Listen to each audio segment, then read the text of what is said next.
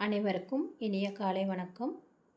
நம்ம குறிஞ்சி பாடல்களின் வரிகளை பார்த்துட்ருக்கோம். சென்ற காணொளியில் தலைவியும் தோழியும் திணை புலம் கற்பதற்காக சென்றதை பார்த்தோம். இந்த காணொளியில் அடுத்து வந்த வரிகளின் விளக்கத்தை பார்க்கலாம். அருவியிலிருந்து வந்த நீர் எவ்வாறு இருந்தது என்று இக்காணொளியில் காணலாம்.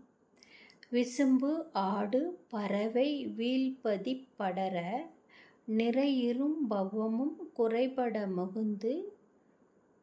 முகந்து கொண்டு அகல் இரு வானத்து வீசு வழி கலாவலின் முரசு அதிர்ந்தன்ன இன்குரல் ஏற்றோடு நிறை செலல் நிவப்பின் கொன்முகுல் மயங்கி இன்னிசை முரசின் சுடர்பூன் சேய் ஒன்னார்க்கு ஏந்திய இலங்கு இலையேக்கின் மின்மயங்கு கருவிய கல்மிசை பொழிந்தன அப்படின்னு மேற்கண்ட வரிகள் கூறுகிறது. என்ன சொல்லுது அப்படின்னா, வானத்தில் பறக்கும் பறவைகள் தாங்கள் விரும்பும் கூடுகளுக்கு செல்லுமாறு, எதுக்காக வானத்தில் பறக்கிற பறவைகளை கூடுகளுக்கு செல்லுமாறு கூறுவதாக சொல்கிறாங்க அப்படின்னு பார்த்தோம்னா, நீர் நிறைந்த பெரிய கடல் குறையுமாறு, கடலோட அளவே குறையுமாறு முகில் கூட்டங்கள் மேகக்கூட்டங்கள் நீரை அள்ளிக்கொண்டு அகன்ற வானத்தில் வீசுகின்ற காற்றுடன் கலப்பதால், அதாவது இந்த கடல் நிறைந்த பகுதியில் இருக்கிற நீரே குறைந்து போகும் அளவிற்கு மேகக்கூட்டங்கள் நீரை அள்ளிக்கொண்டு அகன்ற வானத்தில் வீசுகின்ற காற்றுடன் கலப்பதால், மேலே தண்ணி, அதாவது அழகான அறிவியலை இங்கு குறிப்பிடுகிறது.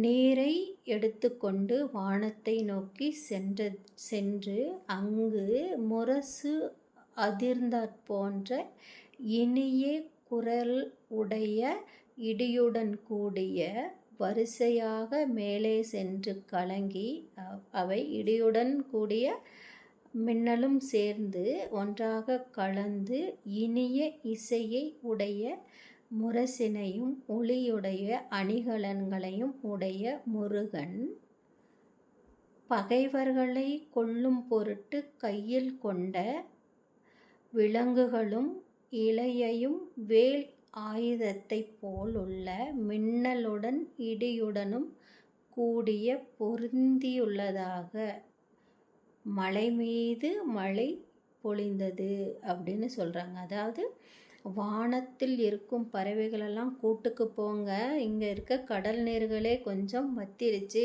இனி கொஞ்ச நேரத்தில் நிறைய மழைப்பொழிவை தரும், அதனால் இந்த மழை வருவதற்கு முன்னால் இடியும் மின்னலும் பெரும் சத்தத்துடன் இங்கு ஒலிப்பதை நீ கேட்கவில்லை, அதனால் நீங்கள் விரைந்து இல்லம் செல்ல வேண்டும் என்று கூறுவதாக மேற்கண்ட வரிகள் நமக்கு உணர்த்துகின்றன. அதை முருகக் கடவுளுடன் ஒப்பிட்டு கபிலர் அழகாக விவரித்துள்ளார். என்னன்னா, ஒளி உடைய அணிகலன்களை உடைய முருகன் பகைவர்களை கொல்லும் பொருட்டு, அதாவது எதிரிகளை கொல்லும் பொருட்டு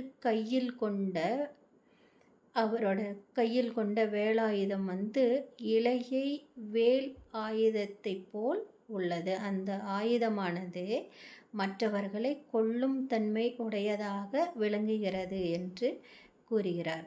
அதாவது மின்னலுடன் இடியும் கூடிய சூழ்நிலையை கபிலர் அழகாக விளக்குகிறார். அதாவது மழைப்பொழிவு முருகக் கடவுளும் ஒன்றாக இணைந்து அந்த குறிஞ்சி நில மக்களை காக்கின்றனர். இதனால் செழிப்பும் பாதுகாப்பும் இந்த குறிஞ்சி நில மக்களுக்கு இருப்பதாக கபிலர் குறிஞ்சி பாட்டில் அழகாக விவரித்துள்ளார்.